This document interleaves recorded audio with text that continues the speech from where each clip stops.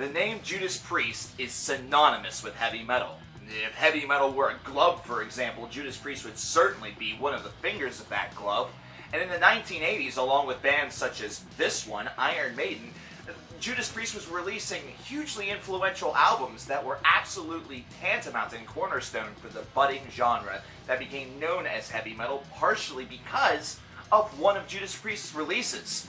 There's a lot of history with this band, with many successful albums through Rob Halford's iconic voice and fantastic stage shows. Judas Priest is an international act known the world over and revered by metalheads of all ages, including the newest of generations. However, with that same international fan base, with that same international fanfare, and with that same global love, also comes disdain. Also comes those that don't feel that Judas Priest is all that in a bag of Cheetos, that they don't belong in the heavy metal register, which is just absurd. They have some pretty silly reasons, as you might imagine. That's why we're here. That's the name of the game. To find the silly and the weird, here are 5 reasons why people hate Judas Priest, past, present, or future. And we, of course, begin with number 5. Number 5 is that they didn't start off as a heavy metal band, or that they didn't invent metal. This is a really stupid argument, and luckily it's one that's really shared and vocalized by a minority of fans, so there's at least that silver lining. Now, it is true that Judas Priest didn't start off as a heavy metal band, and the reason for that is because at that time, heavy metal hadn't been really used as a term for the genre, at least as an exclusive term. It was something that was being used to describe certain influences or certain tones, similar to how we may consider something harsh or maybe consider something to be a little soft. You know, we don't have the harsh section or the soft section, although soft rock is questionable in music stores. But heavy metal was being used more so as an adjective or a modifier, similar to, you know, progressive metal or death metal. It was being seen more so as a subgenre of rock and roll. So this is really kind of an argument that is a bit true, but the fact that people are upset about this, and were upset to the point where they didn't want to even get into Judas Priest when getting into metal, is absolutely absurd. Now, the fact that they didn't invent metal is also kind of absurd as well, considering there are those out there that could argue that they sort of did. And really, this is once again just 100% semantics. Judas Priest's British Steel has the distinction of being determined by many people to be the first real record to be considered a heavy metal record. That was when the adjective started to take on the genre life of its own. Now, of course, the argument there is that, well, it's not British Steel, it's Black Sabbath. And both are right. Honestly, there's no wrong answer in that regard, and the fact that this comes to the point of argumentative fisticuffs is absolutely ridiculous. This is a stupid argument. Please, let's move on. People have actually decided not to get into Judas Priest for this reason.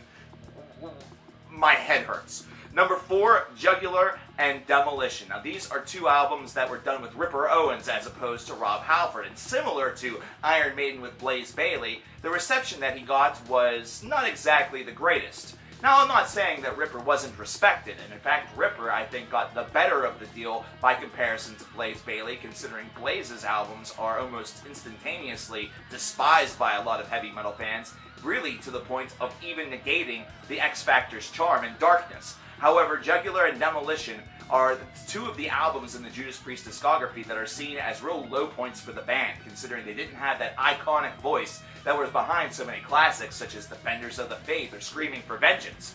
Either way, this was something that newer fans that were trying to get into Judas Priest and heard this material just didn't understand why the band seemed to be so iconic. There's not really a generation gap to talk about here. You could really call that the forgotten 6th reason of the generation gap of grandpa metal and new metal. However, with these 2 albums, somebody who was coming into the fold may not have understood really what the charm was, considering it wasn't Judas Priest at their A-plus best. Especially whenever you consider that prior to these albums, they had released an A-plus album in Painkiller. Now, there are those that were also fans of the band that were distanced from them because of this move.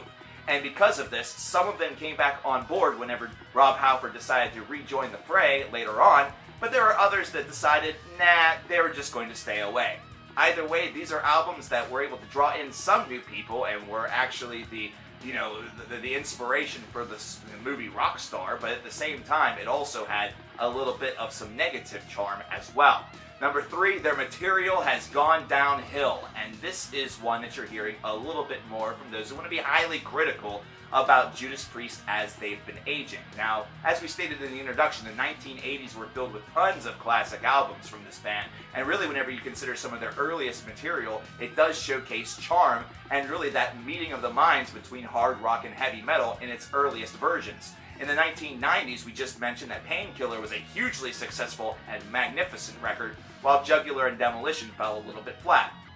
Now, as the band has come back and as they've aged, some have stated that their material has really started to lose its luster, that it's starting to become a tad bit repetitive, they're starting to really recycle some ideas, and they're coming back with sort of the same generalized idea each and every time, which is really, really silly considering Nostradamus. Now, even though this album is certainly not a jewel or a gem within the Judas Priest discography, it's a decent album. However, I think it's a little bit overburdened by clutter. This is still a showcasing of the band doing something brand new, aiming to do a concept album this late in their career. Definitely not an easy thing to do unless you're a seasoned pro. But they gave it their best. It was a 2-CD set that was chock full of material, so really if you were a fan of the band in general, you should have been satisfied at least for 20 minutes. But this is definitely an argument that comes with a lot of aging bands. Well, they're getting older, they're getting up there, they're really starting to lose that magic. Well, maybe it's not so much that they're losing the magic, but that you're starting to see some of the shots coming. And even though that should be something that a band should aim to avoid, there's only so much that you can do. And in reality, this band has been so successful, do they really need to do much? Do they really... The same exact argument would come if they essentially made clones of Screaming for Vengeance, Defenders of the Faith, British Steel, and Painkiller, and re-released them. Well, they're just recycling the same old hat. They're expecting lightning to strike twice, is essentially what they're hoping for. Or in the case of Judas Priest, for a 6th or 7th time. Not an easy thing to do once. The 6th or 7th time, that's gotta be challenging. Number 2, Rob Halford's voice. This one is kind of striking to me, considering Rob Halford's voice is also seen as among one of the most iconic in heavy metal. They rank it right up there with Bruce Dickinson, with Ozzy Osbourne, with James Hetfield, and others, you know. This is a voice that certainly has a lot of power behind it, and its range is definitely its magnificence point, considering he's able to go from lower octaves to those deep yells and screams, and those high pitches are absolutely ridiculous. This is something that makes him truly 100% unique, alongside of the air raid siren Bruce Dickinson, but lightning struck twice there, I guess. What a weird cloud that was. But at any rate, I can't believe that some people just can't get behind his voice, and really, to go along with number 3, the criticism of his voice as he's been aging. The most recent example of this was whenever Baby Metal and Rob Halford shared the stage at an awards ceremony, and Rob Halford didn't take the liberty to hit some of his iconic screams in Painkiller, instead opting to harmonize with Baby Metal in order to make it sound legit. Now, some have complained that he's no longer able to do this, and thus that makes him a bad singer. Why would he still sing songs where he would have to do things like this? Maybe because people like those songs, and he wants them to continue to enjoy them and be able to. But either way, his voice is really one that has introduced so many people to heavy metal, it's really hard to imagine that people just don't like it or don't prefer it. But different strokes for different folks, I suppose. But those that are vocal about it are a bit obnoxious about it, considering they combine it with another one of the reasons, the one we haven't talked about yet, the elephant in the room, the one that everyone's probably sitting on their hands like, is he really going to do this? We're in an uncomfortable age here in 2016. That's going to get flagged. That's going to have this and that happen to... You know what I'm talking about. They combine their reason for not liking his voice with our number one reason, which is that Rob Halford is gay. They say the air raid siren is because of this or that. And I have to say this or that because if I make jokes about that, it's going to seem really, really insensitive. And even though I'm not, apropos to being a bit insensitive, this is a really, really stupid reason to hate anything, just because of somebody's orientation. It's just like hating somebody for their ethnicity. It's like hating Living Colour because they're a black heavy metal band. That's dumb. Why the fuck do you care? It's like hating Arch Enemy because their lead singer in the 2000s, and really even currently, is a woman. That's absolutely retarded. That would be like if aliens from Saturn came down and decided to start a band called the Rings of Saturn. oh wait, and they were green and had big old noses that looked like Cheetos, and they had navels that were as large as small swimming pools, and you hated them because of that. It's retarded, it's stupid, it's silly. Don't do it. Don't do it. Don't do it. But people do it. People have done it. They've been doing it for decades, and it needs to stop. If you hate a band simply based around somebody's life choice, you're probably a bad person, because there's a good reason for that, and that's the fact that I could probably hate you for one of your life choices. Oh, you like the Confederate flag? That's really stupid. I hate you for that. Oh, you think that one person's better than the next? I hate you for that. Oh, you prefer toaster strudel over Pop-Tarts? You monster! Either way, the whole point of this is very simple. There have been many, many people, I'm not talking a couple of dozen, I'm talking hundreds of thousands, that have hated Rob Halford and hated Judas Priest, principally because they were heavy metal music and principally because Rob Halford is gay. From the time in which he came out, really even before that, the denim, the leather, nobody was really being fooled. But after he came out, a very, very brave move, by the way.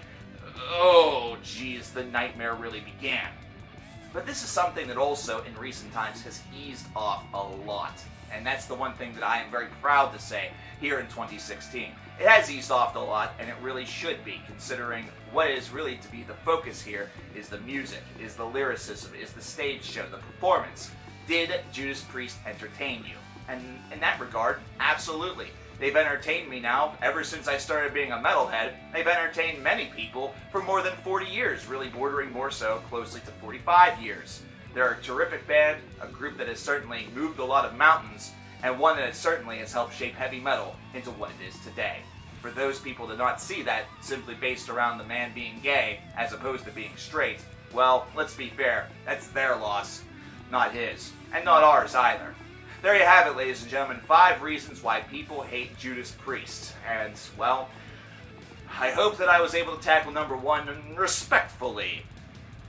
If there's a band that you think needs roasted, toasted, burnt to a crisp, thrown out the window, and then stomped whenever their dead carcass is, writhing on the ground, which is impossible because they're dead, so I blew that. Let me know in the comments below. In fact, don't do that alone.